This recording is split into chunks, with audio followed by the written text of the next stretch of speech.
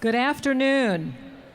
Please welcome the chair of the faculty of the College of Letters and Science and the College Marshal for today's ceremony, Professor Michael Meranze.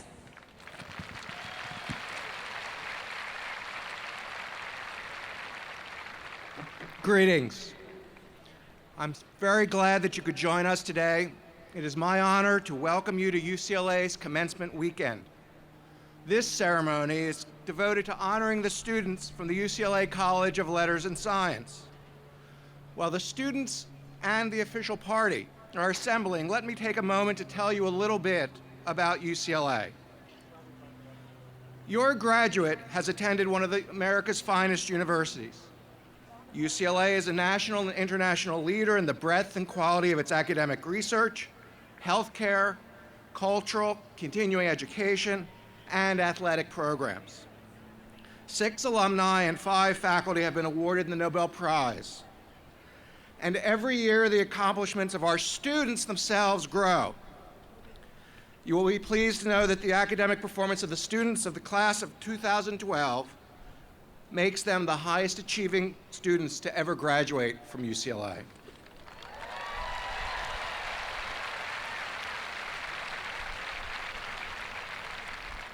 If you are new to the UCLA campus, you are in Drake Stadium, the home of Bruin teams in track and field and soccer. UCLA has America's most successful intercollegiate sports program. Bruin teams have won more national championships than any other university. Behind me, you can see much of the UCLA campus. At the top of John's Steps, you can see Royce Hall on the left and Powell Library on the right. After commencement, I urge you to look around UCLA and you'll see one of the world's most beautiful universities.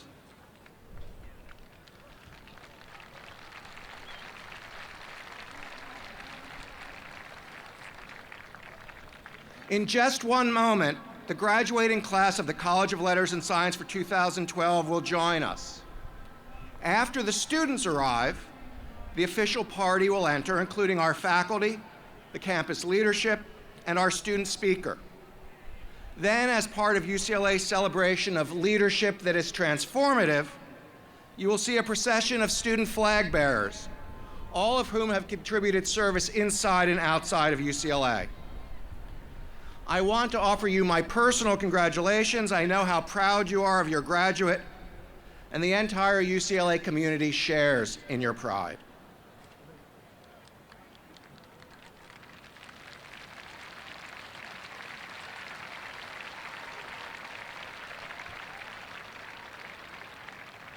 Are you ready? Family and friends of our graduates, I present to you the graduating class of 2012 from UCLA's College of Letters and Science.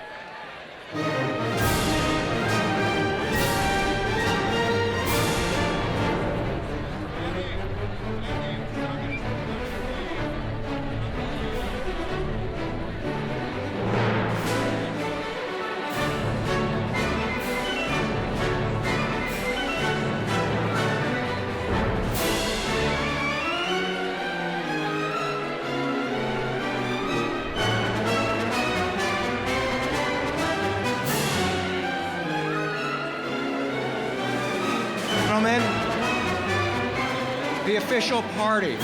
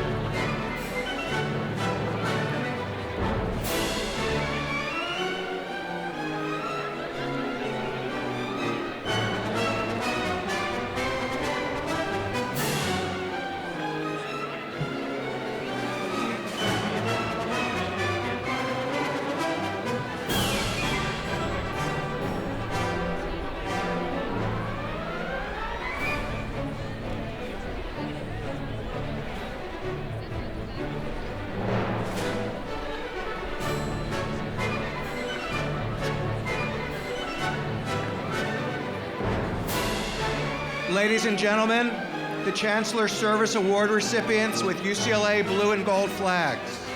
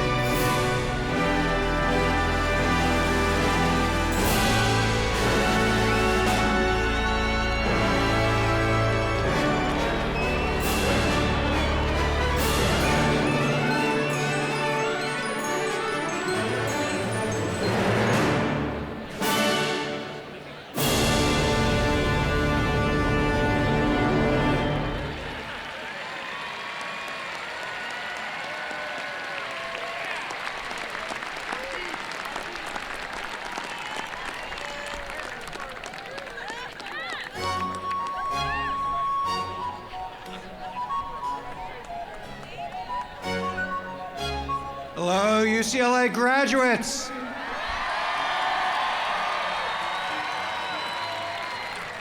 Welcome to your commencement ceremony.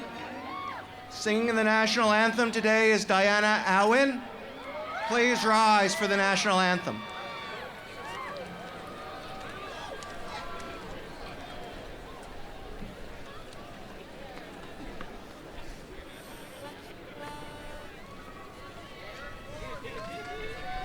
Oh, say, can you see by the dawn's early light what so proudly we hailed at the twilight's last gleaming, whose broad stripes and bright stars through the perilous fight o'er the ramparts we watched were so gallantly streaming, and the rockets' red glare, the bombs bursting in air, gave proof through the night that our flag was still there.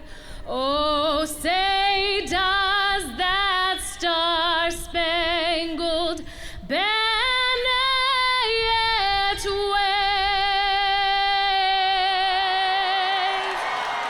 o'er the land of the free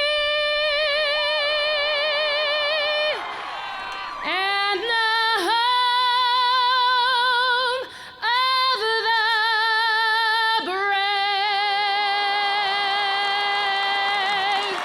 Thank you. Congratulations, class 2012.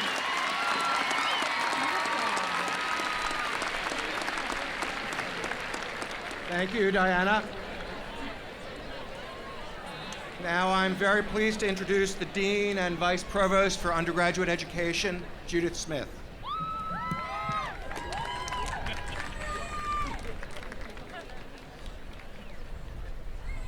Hello, is this the class of 2012? Congratulations to all of you, and on behalf of the deans and the faculty who joined me on stage, I welcome you, your family, friends, partners, spouses, to this wonderful commencement ceremony for the College of Letters and Science. I would like to thank Professor Michael Meranze, our college marshal, for greeting the guests this afternoon. Michael is a distinguished professor of history and chair of the college faculty. Thank you, Michael. Graduating seniors, this is a day to acknowledge your achievements and to celebrate the culmination of your undergraduate studies. You have met the highest challenges within your education, within your service. You have been partners with faculty in our mission of learning, discovery, service, and research. You will be the next generation of leaders in any field you choose to pursue. Every year, the accomplishments of our students grow. But class of 2012, you will be glad to know that you are the most talented and accomplished students ever graduated from the College of Letters and Science.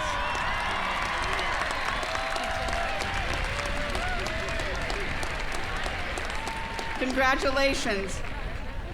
The seniors joining us today are a host of special people, and in the audience are your family, friends, partners, spouses. I'd like you to stand up, turn to your families, and give them a heartfelt thank you.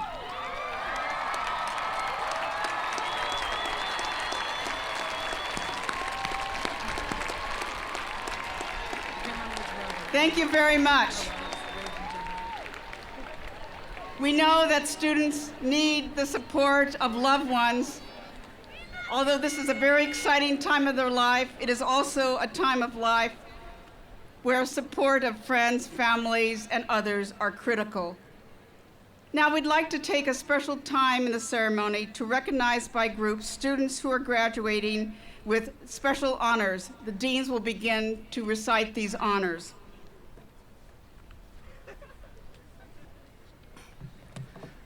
Hello, graduates. I'm Joe Rudnick. I'm the Dean of Physical Sciences. My fellow deans and I are honored to acknowledge the students who graduate today with very special academic achievements. As you know, UCLA is one of the world's great research universities. More than half of our students enhance their academic careers by participating directly in research, working on independent research projects side by side with faculty, or writing an honors thesis or participating in research classes. These students perform original work and advance the frontiers of knowledge.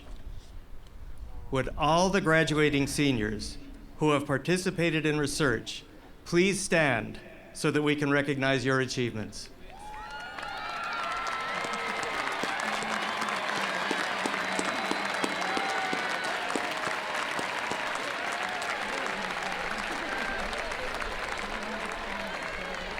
Congratulations. Please be seated.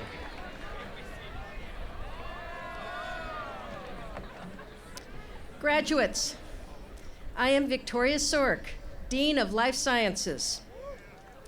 I'm pleased to recognize our many students who are involved in projects in the community. They accomplish this work through campus programs that bring together civic involvement with academic courses. Would all of the graduating seniors who served in the community please stand?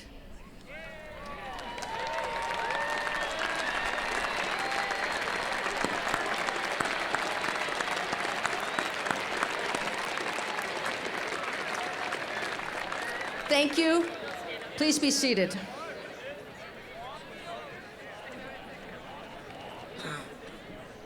Graduates, I'm Alessandro Durante, Dean of Social Sciences. I am privileged to acknowledge the recipients of the 2012 Chancellor Service Award. The Chancellor Service Award is presented to students whose college careers have been distinguished by dedication to UCLA and the community. This is why we ask these students to carry the flags today as part of the procession. Will the students who have been honored as recipients of the Chancellor Service Award please stand so that we can recognize your superb commitment?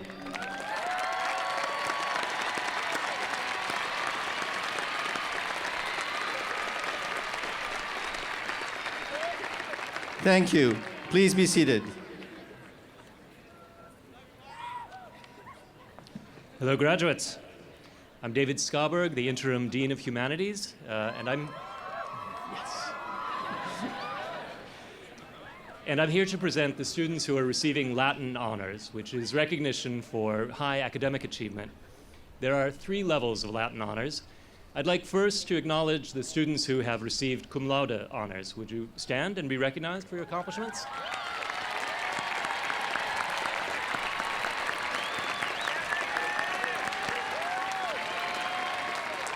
Thank you. Please be seated. Next, I'd like to honor the students who are graduating magna cum laude. Would you please stand and be recognized?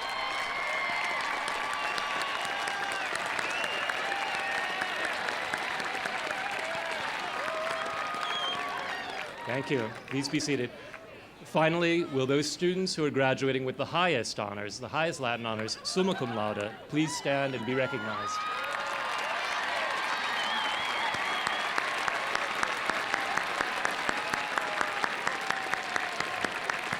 Thank you. Please be seated. Congratulations to you all. And lastly, I'd like to recognize the students who are graduating today with one of the highest honors accorded to students in the College of Letters and Science. These are students that are graduating with college honors. Would these students please stand so we can recognize your achievements?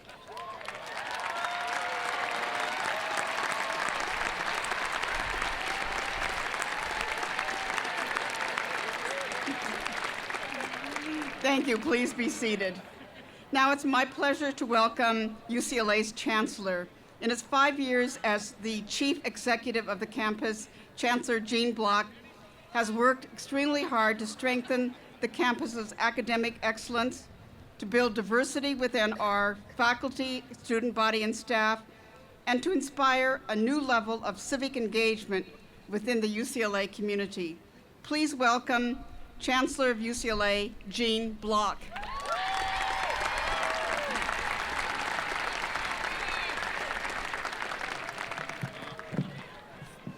Thank you, Dean Smith, and welcome to the class of 2012, to their proud families and friends, to our assembled faculty, staff, and many distinguished guests. Also, welcome to our keynote speaker, Jessica Jackley. It's great you're here. Thank you. To all of the parents, guardians, and siblings, and other close relatives of our graduates, I have one word of advice: breathe. Be sure you take a few calming breaths now and then. To the graduating class, the first thing I want to say is congratulations. You've worked and studied hard for years, and now you've reached that special moment in your lives. So before you leave these leafy confines to your soon-to-be alma mater, I want to say a few words about the campus. 3 words, to be exact, and I really call them magic words. I've been using these 3 words during this year to many different audiences on and off campus.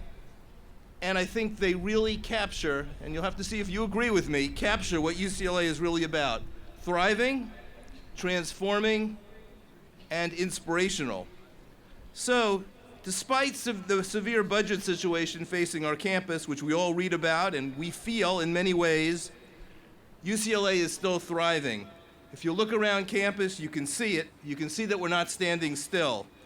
As we approach our 100th anniversary in 2019, we're very optimistic about our 2nd century of excellence and service.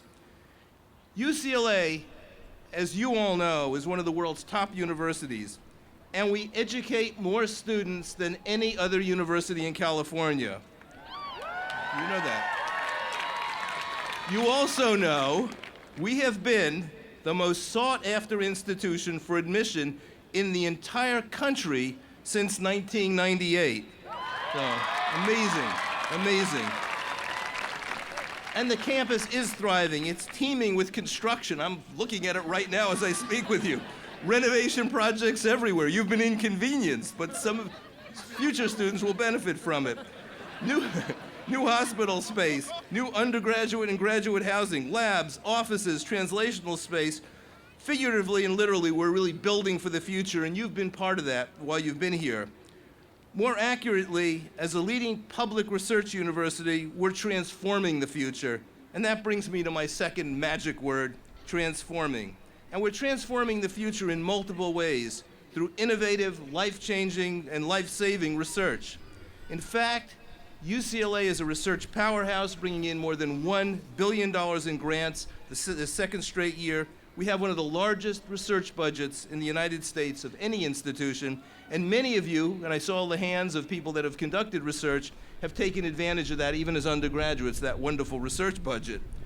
We're also transforming the funding model for this university, experimenting with alternate ways to make up for sharp reductions in state funding. Put simply, UCLA is forced to become much more self-reliant. We're seeking out new revenue sources by leveraging our intellectual property more effectively, by supporting revenue-generating programs through areas like UCLA Extension, and we've been strengthening the culture of engagement with alumni and with many potential donors. And everything we do leads to really transforming lives.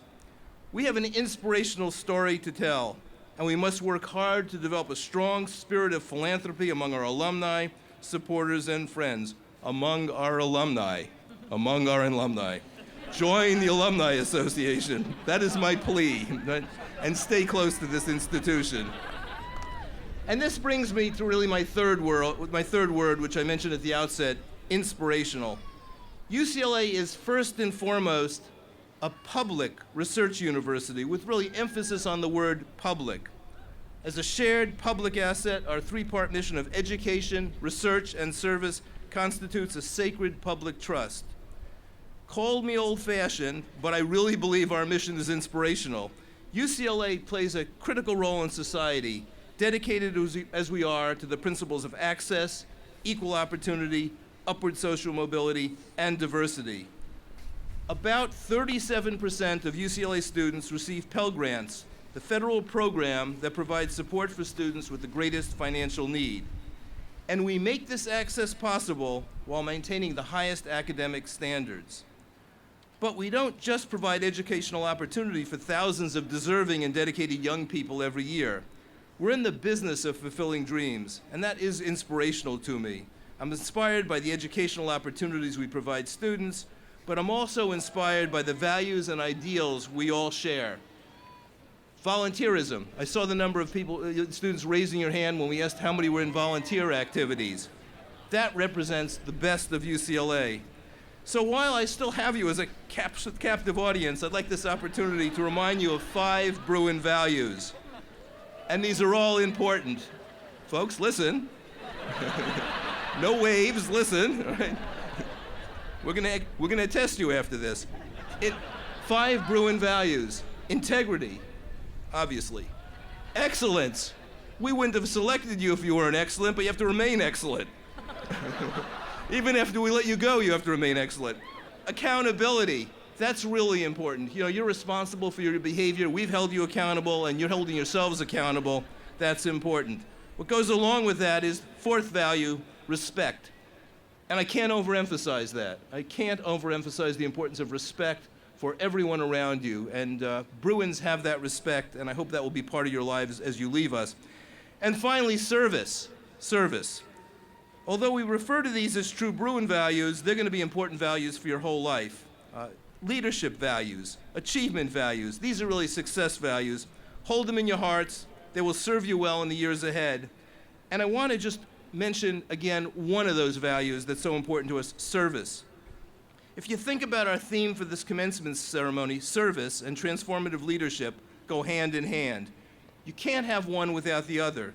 For leadership to be truly transformative, it must be infused with the spirit of service. Service is part of UCLA's DNA. It always has been. It's a DNA that tells us what we need to know, that what we need is, is important, but that being of service to the world, giving back, building a better society for all of us are also critical. That's transformative leadership in action. And I believe we all have a responsibility to give back to this world, to transform this world in a positive direction. That's why I've dedicated my life and career to the cause of public higher education. Public higher education.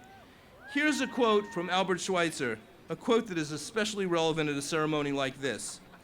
Schweitzer said, "I don't know what your destiny will be, but one thing I know, the only ones among you who will be really happy are those who will have sought and found ways to serve." So there you have it, 3 magic words that I often use to describe UCLA. Thriving, look around you, transforming, you see that everywhere, and inspirational, because we really do change lives. Hopefully we changed your lives. This school has an enormous impact on California, on the nation, on the world. It goes beyond its great world rankings and its research quality. It makes a difference in so many lives through our health system, through our arts, through athletics, and mainly through education and research, the things that you're involved in.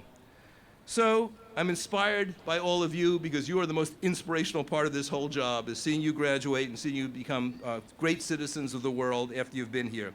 This really represents a major accomplishment in your lives, so you and your families should be justifiably proud. But remember, this is just a milestone graduation. I think you know this. This is not the end of the road. The journey continues from this day forward. And we hope we've helped equip you with the tools, skills, experiences, knowledge, understanding, contacts, friendships, and values that will serve you on your road to be a successful, purposeful, and meaningful future. Wherever you go, your Bruin family will always take pride in you, and you'll be a member of the Alumni Association. You'll stay close to us. You'll be a treasured part of our campus's great legacy. So stay connected with one another, stay connected with faculty who you've become close to, and most of all, stay close to your alma mater. Visit us often, keep in touch with friends and faculty, and mentor the students who are following in your footsteps. This is an incredibly difficult university to gain admission to. You've gained admission. Help others gain admission to it. That's important. So for now, celebrate your success. Congratulations. I'm inspired by all of you. Thank you. Great.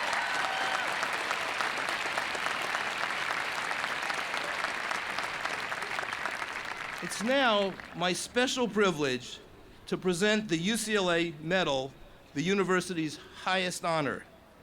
In a tradition dating back to 1979, the UCLA Medal is awarded to those who have made exceptional contributions to their professions and to our society. Recipients have included national and international leaders in government, education, science, industry and the arts, Nobel laureates, and men and women who have advanced UCLA's development into one of the world's preeminent universities. Previous recipients include former President William Jefferson Clinton, UCLA alumnus and former Los Angeles Mayor Tom Bradley, former UCLA basketball coach John Wooden, former U.S. Supreme Court Justice Harry Blackmun, and UCLA alumna and former astronaut Anna L. Fisher.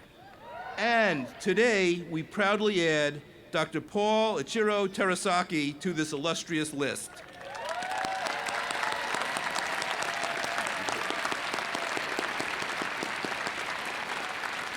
Dr. Terasaki is a pioneer and a truly transformative leader in the life-saving field of organ transplant medicine.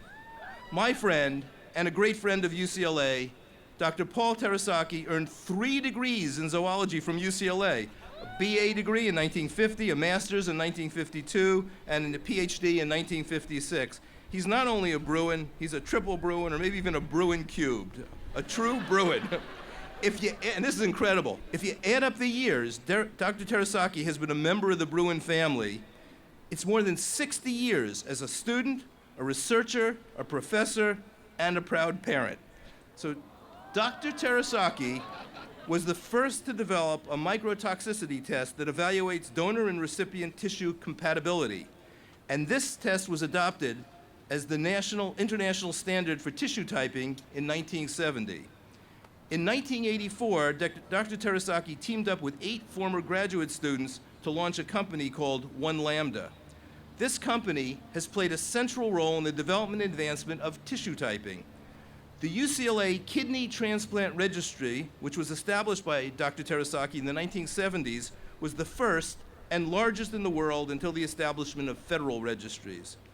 Over the past 40 years, and this is a real stunner, over the past 40 years, all kidney, heart, liver, pancreas, lung, and bone marrow donors and recipients were typed using the tissue typing test developed by our UCLA Medal awardee, Dr. Paul Terasaki.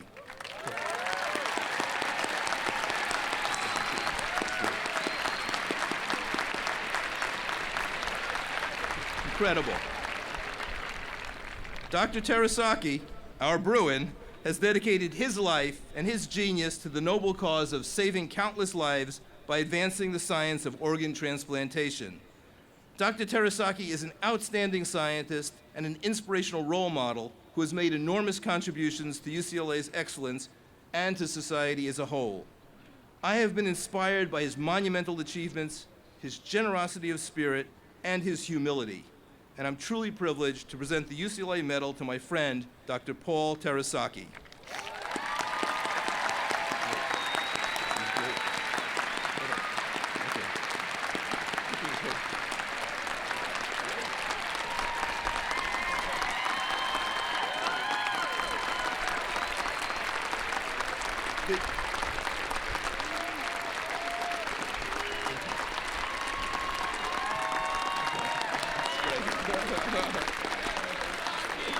Dr. Terasaki, you have a fan club, clearly.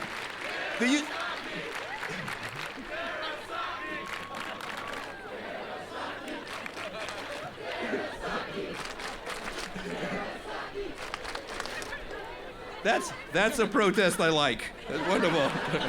The UCLA Medal bears a modified version of the University of California seal. It incorporates one variation. UCLA is inscribed in place of the university's founding date.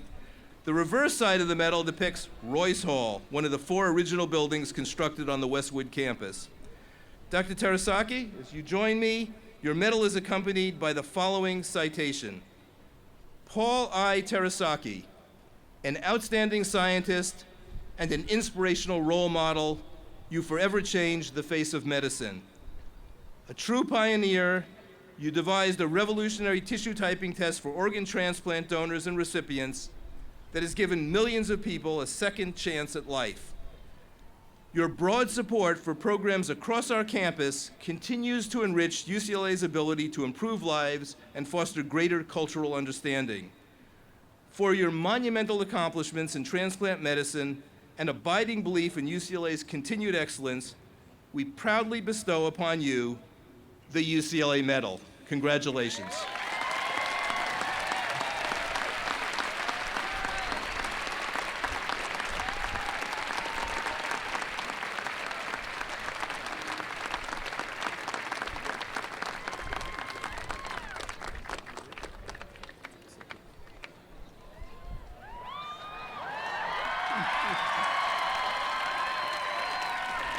Thank you very much, Chancellor Block, for this very high honor.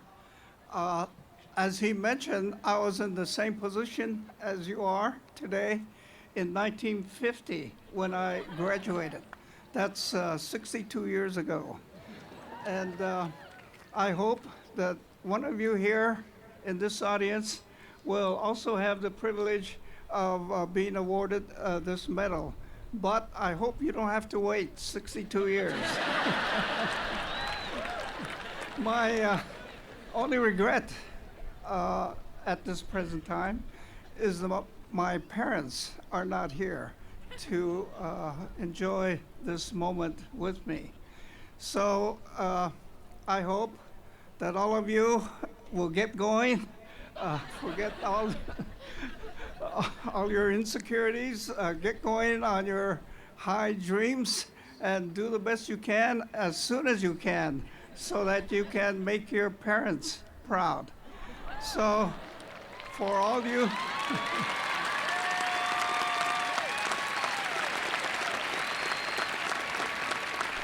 so all you young Bruins, go, go.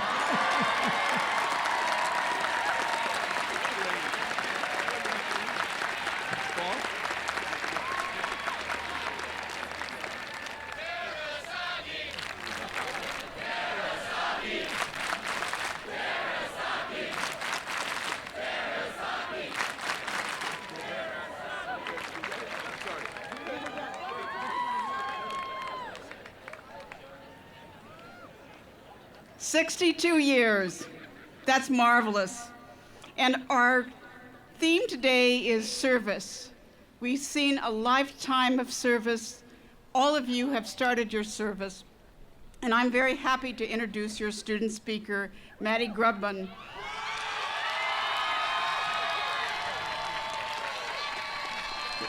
Maddy came to UCLA as a freshman. Oh, good. This must be communication studies.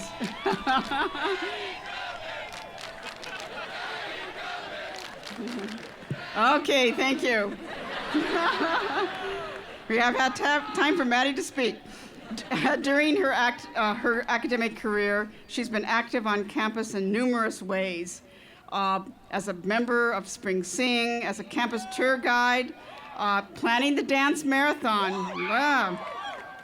She also has participated in many projects abroad in Costa Rica, Panama, Honduras, and Nicaragua. After graduation, she'll be moving to Panama to work with the NGO Amigos de los Americas. Please welcome your graduate speaker, who has dedicated her short time, but it's going to grow, to service, Ms. Maddy Grubman.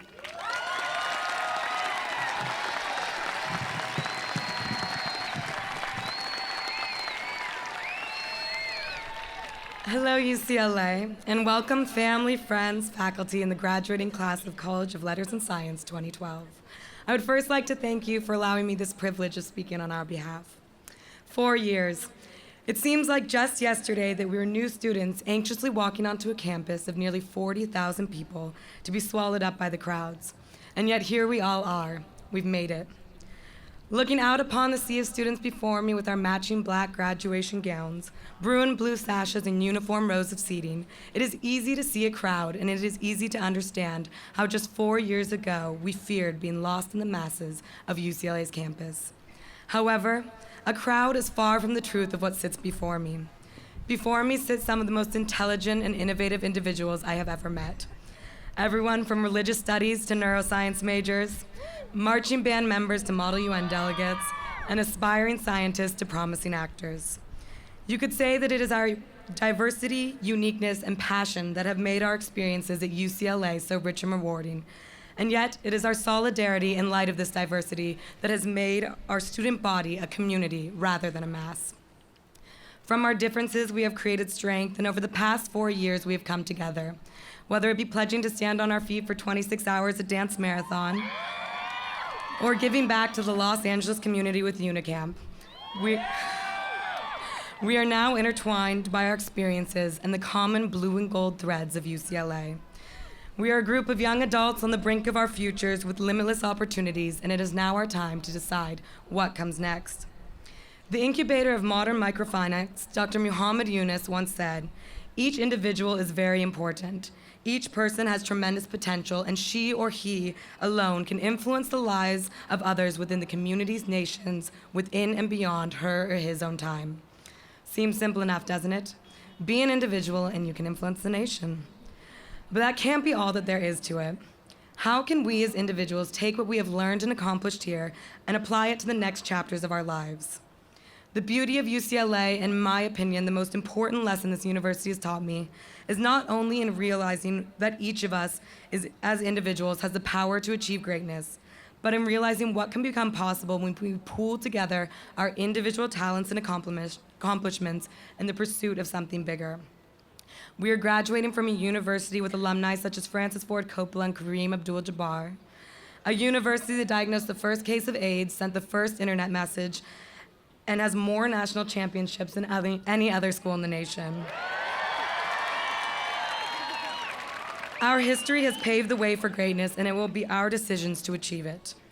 At this point right now, you're probably feeling one of three things: inspired, fearful, or doubtful. I'm hoping it's not doubt or fear, and for that reason, I will do what us UCLA students have learned best. I will cite a source to support my argument.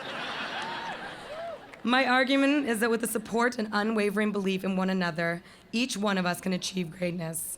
My citation is a woman who is living proof of this argument's success. The woman I am about to introduce could not have been more individual in her route to widespread influence and success. She studied philosophy and poetry in college, yet was drawn to affect others through economics and social change. She turned an idea into one of the fastest growing social benefit endeavors in history. As a founder and CMO of Kiva, the world's first peer-to-peer micro-lending website, Jessica Jackley has facilitated hundreds of millions in loans among individuals across 216 countries. She has since founded and is CEO of ProFounder, a platform for small business entrepreneurs in the US.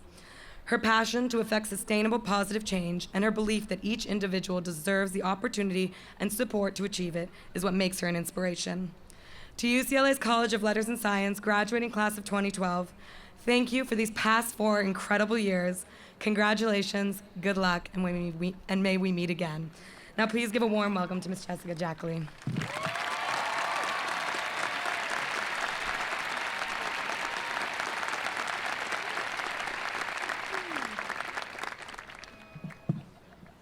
Thank you, Maddy. Great job. Thank you, Chancellor Gene Block, Vice President Judy Smith. By the way, just checking, if you're in the back and you can hear me, give a little wave, like the back. Yes. Okay, that makes me feel better. Great. Thank you, Chancellor Block. Thank you. Good. Okay. Vice Provost Judith Smith, Deans. Turn it up. Oh, yeah, I guess that was a bad way to. How is that? All right. Thank you. think we're good. I think, yeah. Right? Okay, I'll try again. Now if you can hear me very easily in the back. Good? Maybe you're cheering about something else. This is confusing me. Okay. I'm gonna start over. Thank you, Maddy. Great job again. Thank you, Chancellor Gene Block, Vice Provost Judith Smith, deans, faculty members, staff, distinguished alumni, in particular Dr. Terasaki, congratulations. Parents, siblings, family members, friends, and who am I forgetting? Oh, how about the one and only UCLA College Class of 2012? Thank you so much for including me in your day. It is a great honor to be here. So you are kind of a big deal. I think you know this, but you're kind of a big deal. This is a big deal. Every single person here today is here because of you. I'm here because of you. And look, I know, I'm not the richest or most famous or most powerful speaker out there, maybe that you've heard. So I'm going to announce that I am here as a friendly ambassador from the real world, which you're about to enter.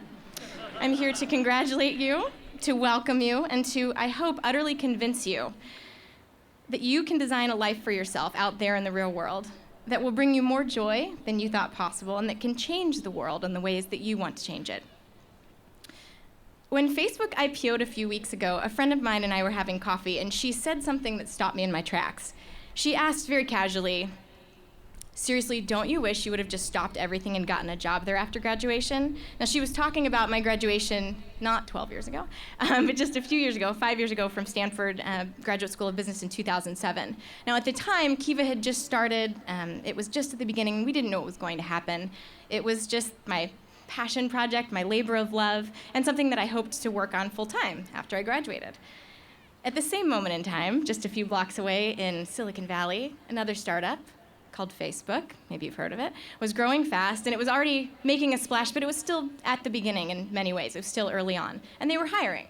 And several of my classmates from business school joined and helped make it what it is today.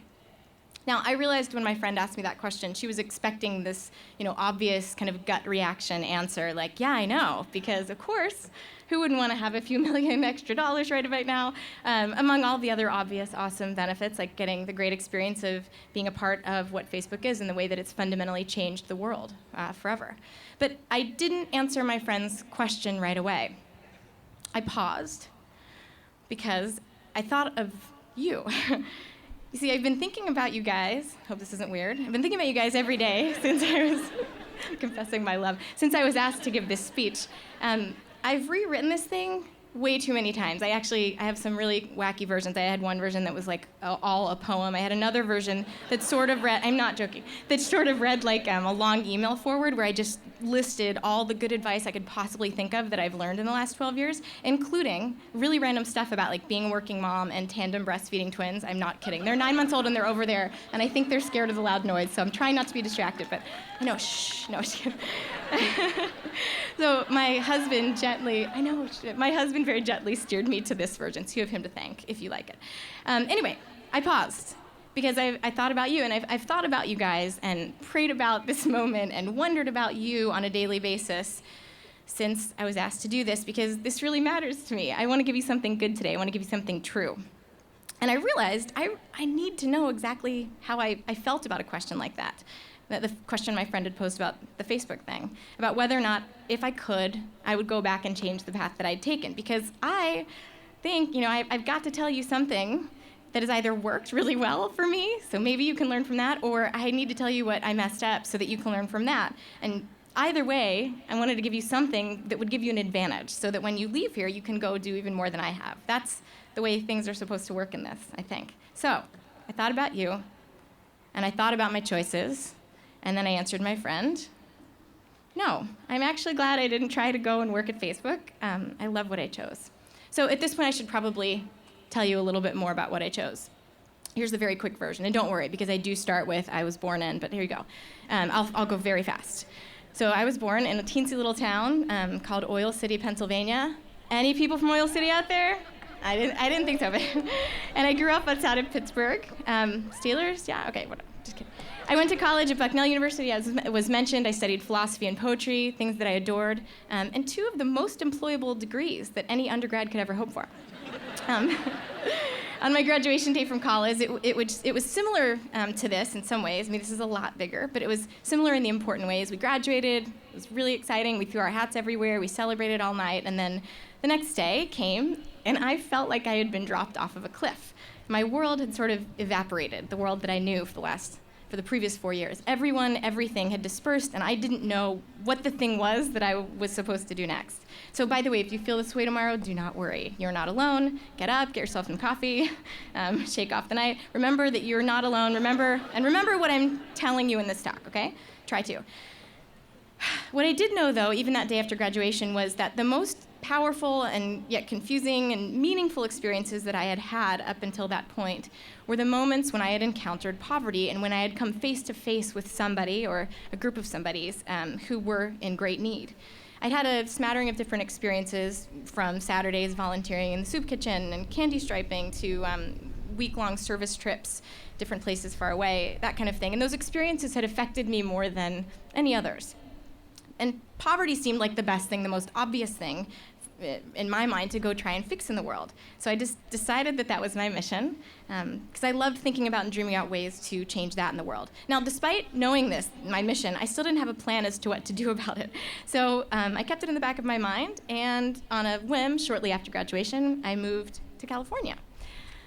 And I know, it's a good place. And I confess, I did this because of a boy. This is not the advice-giving part of my talk, but this is what I did this because of a boy, and because I had this idea that I wanted to live near the ocean and have a West Coast adventure. So of course, I moved to Palo Alto, a little bit near the boy, and not exactly near the ocean, but to somebody from Pennsylvania, I thought, this is so close. I am going to drive there every morning and learn to surf. This is great, this is my new life.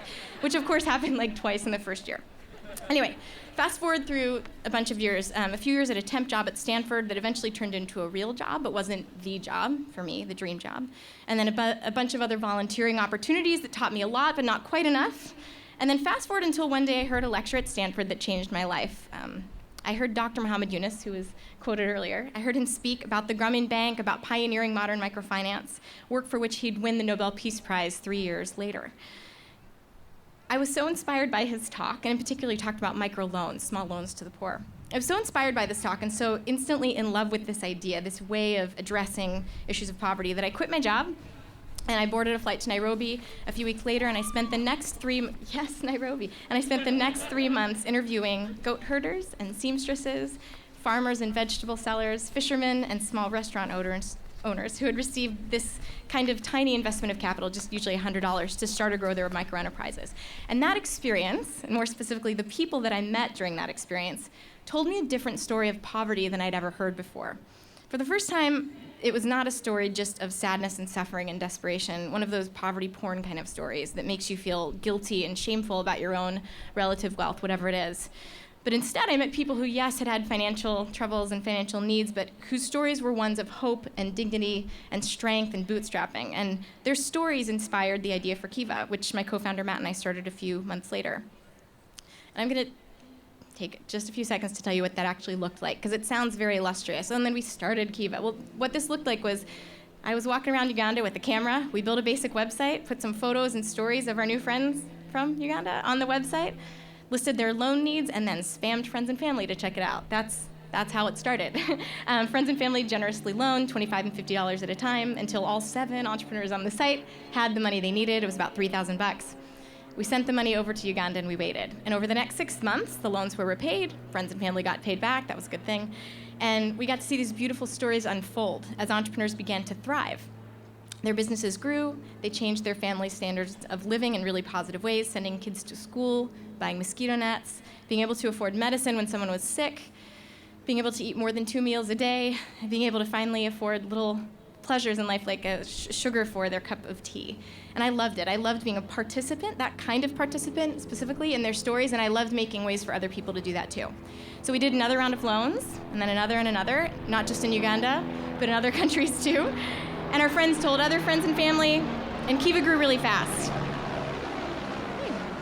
And somehow over the first year, we facilitated about 500,000 in loans. The second year, it was 15 million. The third, it was around 40. The fourth, about 100. And today, it's over 325 million between lenders and borrowers in almost every country on the planet. And repayment rates...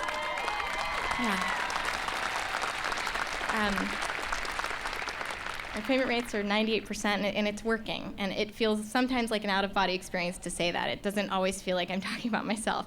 So it's this amazing thing that I got to be a small part of. And I'm going to stop that part of my story here, although my journey has included other ventures and adventures and other successes and some painful failures too. But the point for me is that I love the path that I've taken. I love my life, and I want you to love your path too. I want you to be standing somewhere 12 years from now. And by the way, I mean, 12 years is not 62 years, but it might seem like a very long time to you. But I promise you, in 12 years from now, you won't think that way. So I hope I haven't lost credibility, that I'm so old. But anyway, I want you to be able to stand wherever you're standing 12 years from now and say, I wouldn't trade my journey for any other, even one that could have ended well in a different way. So how do you choose a path that you would not trade for the world? Here's my very best advice. Figure out what you love. Run like mad toward those things and those people. Give yourself away completely to them. And very importantly, don't make excuses. Don't let anything get in your way, because you always have a choice to do that. Learn and give your best to other people, giving in big ways and in tiny, unglamorous, diaper-changing level ways. Trying very hard to understand what they want and what they need, not just what you feel like giving or what's easy to give. This will change you. Being dedicated to someone else or to a group of people will make you your best self. You will sleep well at night, you will wake up excited most mornings, and it will make you a more complete human being. And you'll get good at it. And the better and better that you get at giving the best of yourself, your energy and your time, your ideas, your creativity, your heart, to the work that you love, the more effective you'll get at it too, and the more valuable of a contributor you'll become. And eventually, this virtuous cycle of give, get begins. I mean, the give has to come first, but eventually you get paid more in the currencies that matter most to you. So I said in the beginning I wasn't the richest person in the world, but the truth is I feel like I am. I have an abundance of what I care about most, the currencies that I care about. Yes, I am able to pay our mortgage, which is very good, but I've also gotten paid in adventures and in flexibility and autonomy and the freedom to be creative, the opportunity to travel. At a time in my life when that was exactly what I wanted to do, instead of just sitting at a desk in Palo Alto, for example, one year I was on the road 10.5 out of 12 months, just me and my backpack. And 1 week during that year, I got to go to a different country every day. Once I stayed in a village outside of Timbuktu, and let me repeat, that wasn't even in Timbuktu, it was outside of town, so sort of quintessentially remote, which I thought was very awesome. I've seen landscapes that looked like other planets, and I have met people that changed my life. I've gotten to collect experiences that were the only way I could have figured out each next step along the way. And I've gotten unexpected bonuses too, if you will. Ones that I never saw coming and couldn't have earned even if I wanted to try to go get them. Pursuing the work that I've loved has given me and has helped create a community of people who care about the same things I do. It's given me great opportunities to speak about my work because I love it and I speak freely about it. To presidents, speaking to Oprah, and even speaking today to you, class of 2012, at your graduation. Which brings us back to this moment right now. Maybe this advice seems obvious and easy to follow, right? Figure out what you love, run like mad towards it, give yourself away to those things that you love, and don't make excuses. But this last part, the don't make excuses part, I think it might not seem hard to follow now, but there will be other days, maybe next week even, maybe a few months into a job or an internship that you think you'll love but isn't working out very well. That's when it's more difficult not to make excuses. You might feel trapped, like you just can't change directions. It might be scary. You might not have the right people supporting you. Maybe the path that you want to pursue is elusive or risky or lonely or just hard. And at those moments, you'll want to tell yourself, I guess I just don't have a choice. But I need you to remember this is not true. You can make different choices at any point, no matter how hard it's going to seem. And yes, there might be sacrifices in doing so. It might be scary, but you always have a choice. And I'm going to tell you one more quick story about a friend of mine who I think epitomizes this truth. When I met Patrick in a small village in northern Uganda, he had a thriving business. But just a few years before this, he had nothing. And I know this might sound overly dramatic. Nothing, really, but I will explain. He had an 8th grade education. Think of where you were 8 years ago. Imagine that's all the education he had. And that's when his family couldn't afford to send him to school anymore. He had no special training, no mentors, no official work experience. He had no money, no home. His parents had died, and the clothes that he wore were borrowed hand-me-downs. He had no shoes. But Patrick had 2 hands. He had the ground beneath his feet. He He had a desire to make his life better, and he knew that he had a choice. So he rolled up his sleeves, and using just his bare hands, sometimes some branches, some old scraps of discarded metal, whatever he could find, he began to dig. And as he dug, he learned. He learned that certain patches of rusty-colored earth were harder and contained more clay than other areas. He experimented mixing the clay with water until it was just right and the right consistency to form into bricks. The first bricks that he made were very rough around the edges, but they were good enough to sell for a few shillings each. Over time, Patrick saved money and was able to get a mold for his bricks, so then the bricks were a little more uniform and smoother and more consistent. Those bricks sold for a little bit more. And initially, Patrick let his bricks dry in the sun, but he knew that bricks could be made stronger if they were baked, so eventually he saved enough money up to get matches. He learned how to build a self-contained kiln, and he baked the bricks. And the kiln-fired bricks sold for even more. So eventually, he could afford charcoal instead of just wood, and then real shovels, a trowel. So he needed enough work and enough money to hire his brother. Soon after that, a neighbor, then another neighbor. You get the picture. One brick at a time, very literally, Patrick built a thriving business. He refused to settle for the life that circumstances had given him. He took matters into his own hands, and very literally, he built his future. He chose his path even when it looked like he didn't have a choice. Now, to be clear, his was the path of survival. Everyone sitting here, though, has the luxury of choosing a path to pursue what you love, so please don't take this for granted. And let's be realistic, it might take you a little while to find a job, especially maybe a dream job. Be patient, make the best of it by learning as much as you possibly can along the way. Remember, some of the toughest times will bring you the biggest aha moments and definitely the best stories. Love those in-between times, those in-between jobs, and have fun anyway. And along the way, remember that no one is going around the world handing out certain titles like expert or artist or entrepreneur even. A lot of creative paths include self-nominated positions, so don't wait for someone else to give you the okay or to tell you that you're ready to be anything. You decide when you're ready to start being who you want to be. So, big lesson. Don't go work at Facebook. I'm just kidding. I'm really kidding. What I mean, of course, is throughout your journey and in the real world out here, you are the lucky ones, and you're going to have a lot of great opportunities. Don't let the good ones take the place of great ones. Don't let good opportunities, objectively great opportunities, take the place of the best ones for you. Don't pursue a path that doesn't let you follow your dreams. Don't follow what may be someone else's best path, but not yours. So figure out what you love, run as fast as you can towards it, give yourself away completely to the things and the people that you love, and don't make excuses, don't settle. And start right now. Class of 2012, it's time. You get to choose what is next. You get just this life, not 100 different ones, just this one.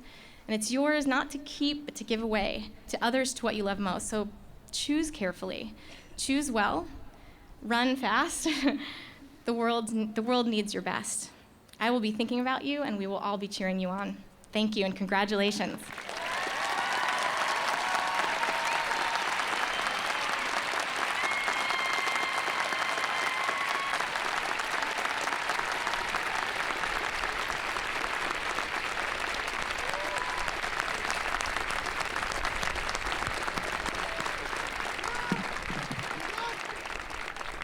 I want to thank both Maddy and Jessica for some very inspirational words.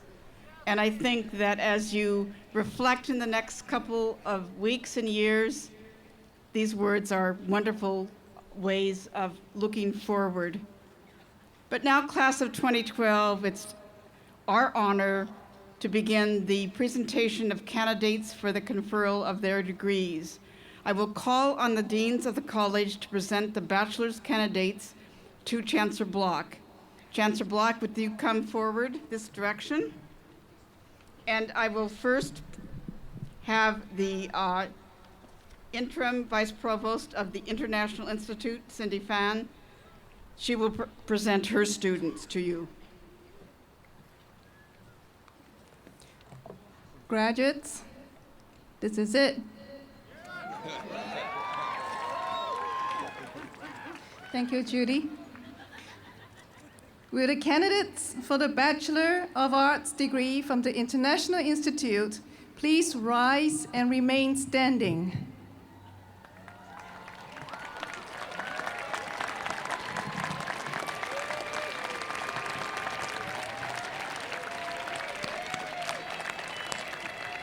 One of the most valued qualities of higher education is the critical role it plays in bridging the gaps that separate nations and cultures.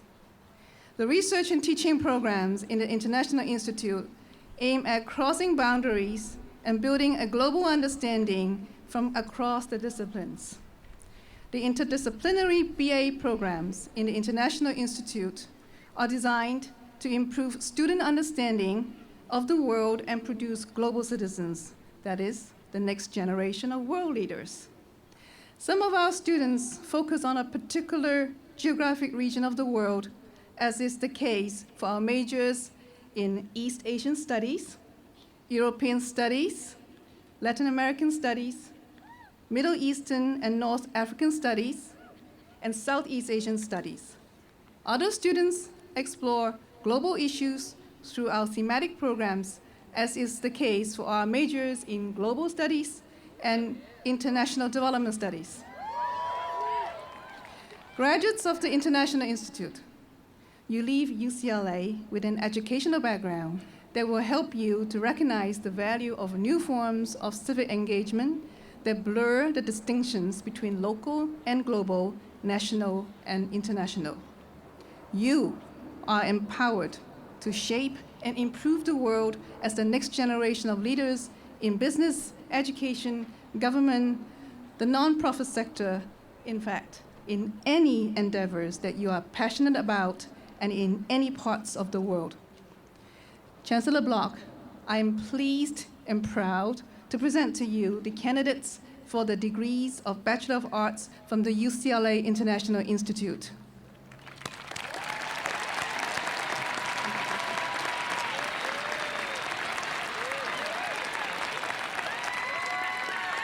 Thank you, Cindy. Will the candidates for the bachelor's degree in International Institute please be seated?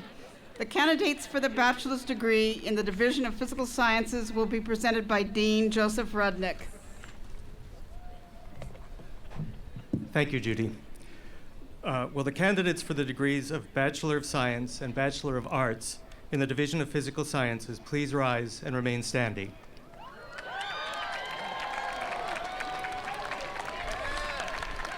I just want to clarify the proceedings a bit. There are 5 different divisions being represented here, and we go in order of increasing number of graduates. So physical sciences is second because we're one of the smaller divisions in that sense. But I want to say not in any other way. And I also want to. So this is a bit of a competition. I'm going to, at some point in my presentation, I'm going to mention your major. And when I get to your major, I expect you to yell yourself hoarse. Got it? Okay.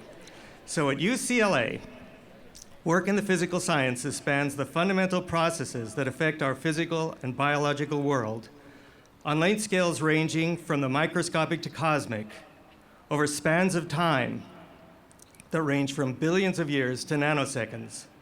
Our students explore the natural sciences using the tools of statistics, atmospheric sciences, earth and space sciences, environmental sciences, physics and astronomy, mathematics, and chemistry and biochemistry.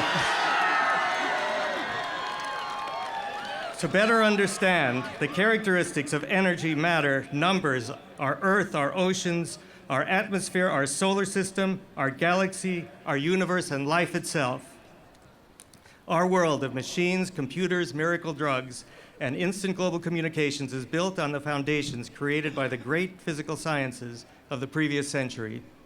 I know that the graduates here today, the new scientists of our era, will contribute to the advancement of knowledge and the improvement of the human condition. Chancellor Block, it is my honor to present to you the ferociously dedicated, extravagantly gifted, inquisitive, analytical, and altogether stellar candidates for the degrees of Bachelor of Science and Bachelor of Arts in the Division of Physical Sciences.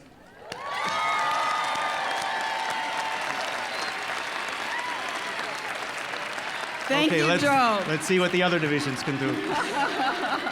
Oh, the challenge. Thank you, Joe. And candidates for the bachelor's degree from physical science, please be seated. Presenting the candidates for the bachelor's degree in the Division of Humanities is Interim Dean David Schauberg. Thank you, Judy. Will the candidates for the Bachelor of Arts degree in the Division of Humanities please rise and remain standing? Yeah. All right. We need to show how we can shout. Humanists, you've spent your years at UCLA examining the most profound issues relating to the human condition. You've learned to understand and respect the languages, philosophies, traditions, and cultures, both of our nation and of the wider world, and to appreciate what unites us all. Especially him. Chancellor Block, it's my privilege to present to you our informed and articulate majors in languages, literatures, and cultures from around the world, including Hebrew, Latin, and Greek, Russian, German, Old Norse,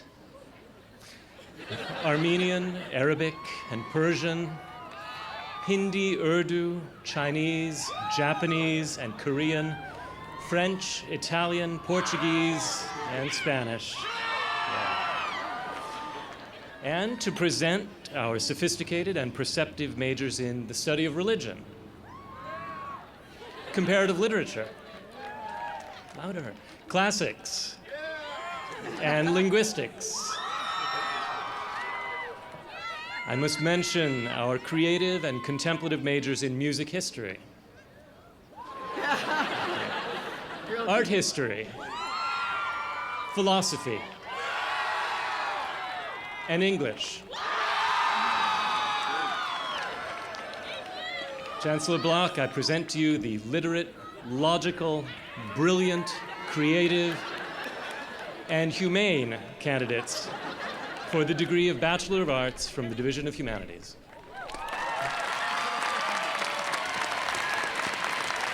Thank you, David. Candidates for the bachelor's degree from Humanities, please be seated.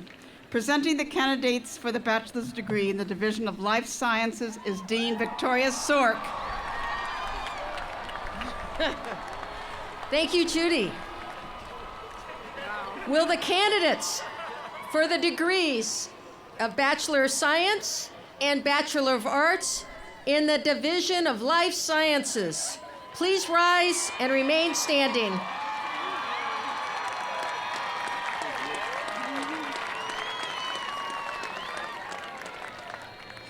I will first say our numbers are second to last, but we're closing in on the social sciences. So let's sow our spirit, life sciences.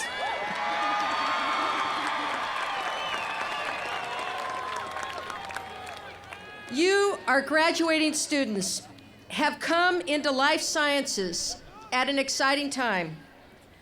Over the course of most of your lifetimes, our ability to study life has catapulted in ways we couldn't have imagined just a couple decades ago. To illustrate this point, consider the human genome. The Human Genome Project, which was launched 22 years ago, took well over a decade to produce the first human sequence. 5 years ago, it cost $10,000 to sequence one. Now, a person's genome can be sequenced in a day for $1,000. Building on the concepts from the life sciences, new technologies and computational capacity are quickly leading us to new advances in major societal issues such as disease prevention, mental health treatment, improved biofuel and food production, and conservation strategies for natural species. At UCLA, we cover a wide range of life sciences with majors in biology, computation and systems biology, ecology, behavior, and evolution, marine biology, microbiology, immunology, and molecular genetics, molecular, cellular, and developmental biology, physiological sciences, neurosciences, and finally, one of our most important majors in life sciences, psychology.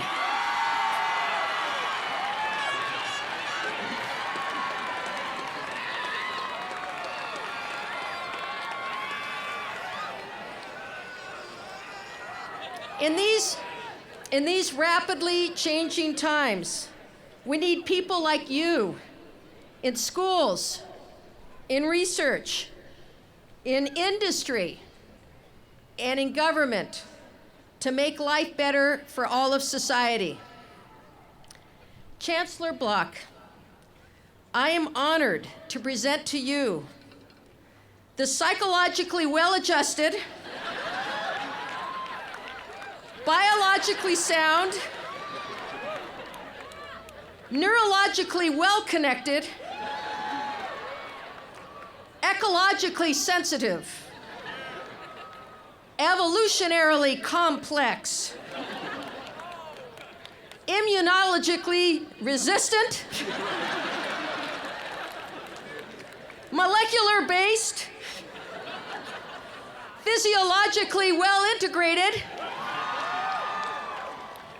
developmentally sophisticated, computationally advanced, and simply very special candidates for the degrees of Bachelor of Science and Bachelor of Arts from the Division of Life Sciences.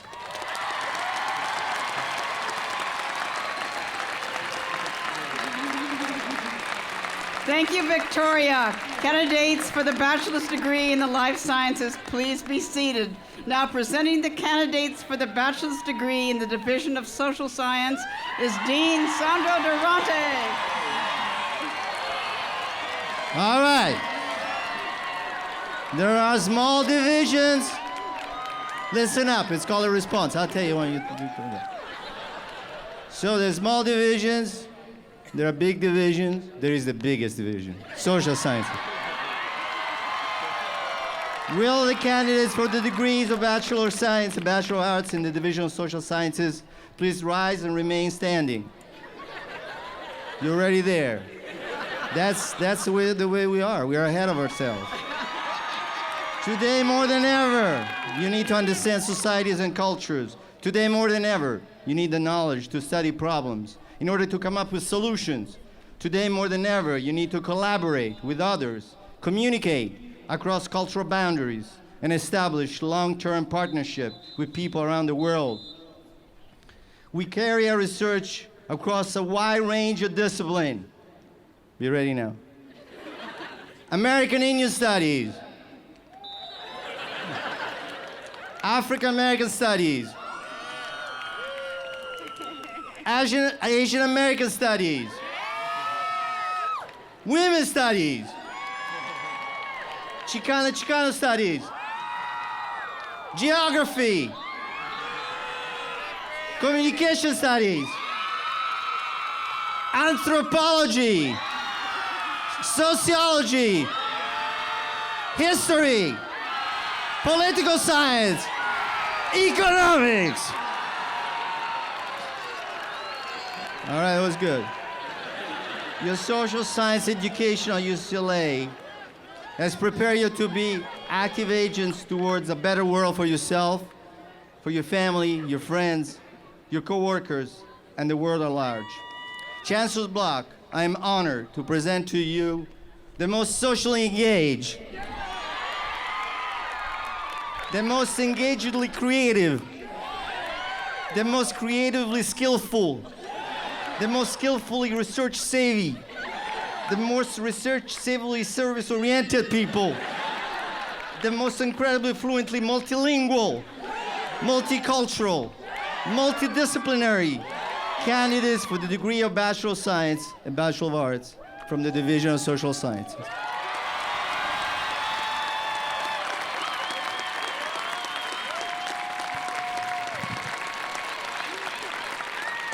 Thank you, Sandro. Candidates for the bachelor's degree from social science, please be seated. Thank you. Now, candidates, all the bachelor degree candidates have now been presented by their deans. I now call on Chancellor Block to confer the degrees of Bachelor's of Science and Bachelor's of Arts for the class of 2012. Will all the candidates for these degrees stand so you may receive your conferral of degree?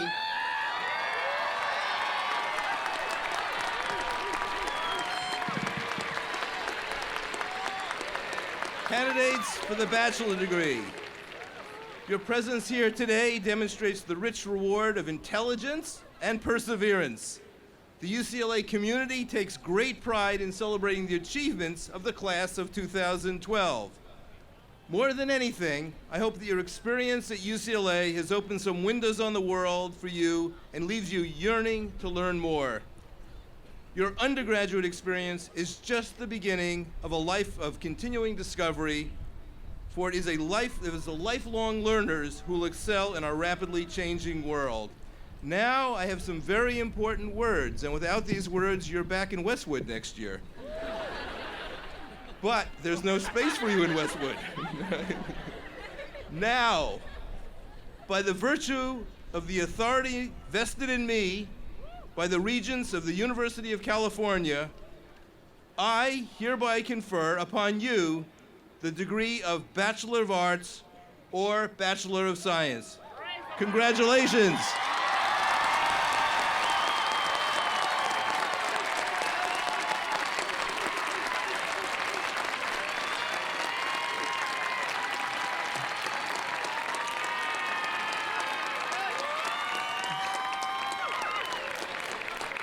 Graduates, let me congratulate all of us for becoming the newest alumni of UCLA as the class of 2012.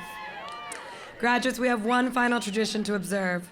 Before we received our degrees, we wore our tassels on the right side of our mortarboards. Now that our degrees have been conferred, it's time to move the tassel to the left side of our mortarboards and join the select company of UCLA graduates. Bachelors, let's turn our tassels.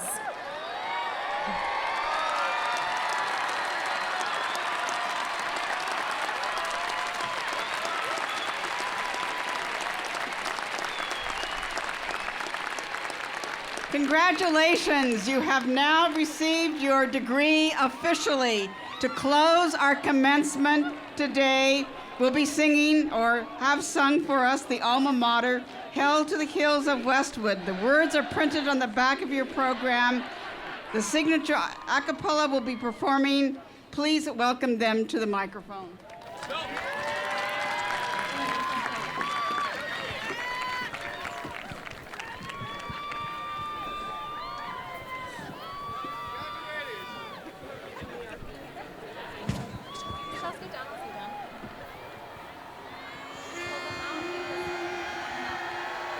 Wait, no, okay. 1, 2, 3, 4, 5, 6, 7, 8, UCLA! UCLA, bye, bye, bye!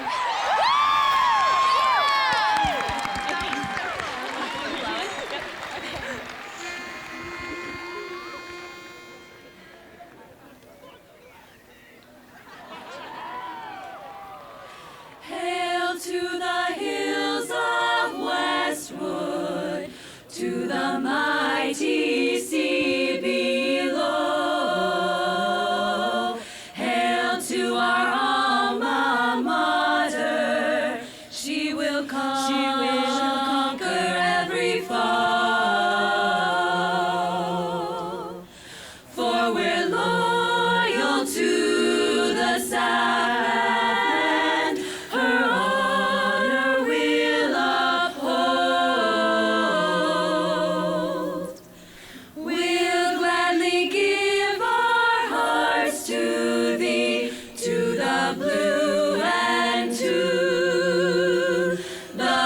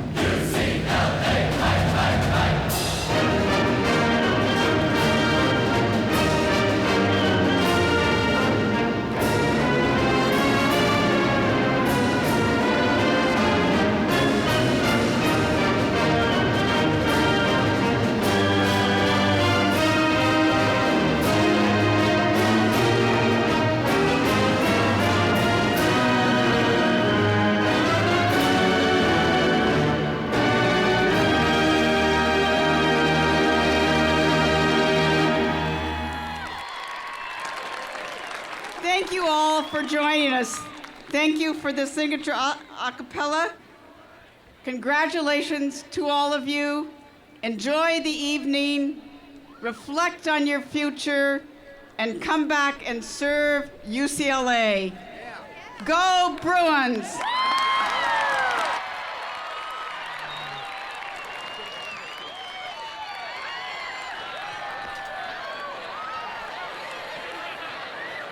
Please exit Drake Stadium from the gates on your right, or you are welcome to join your graduate on the field.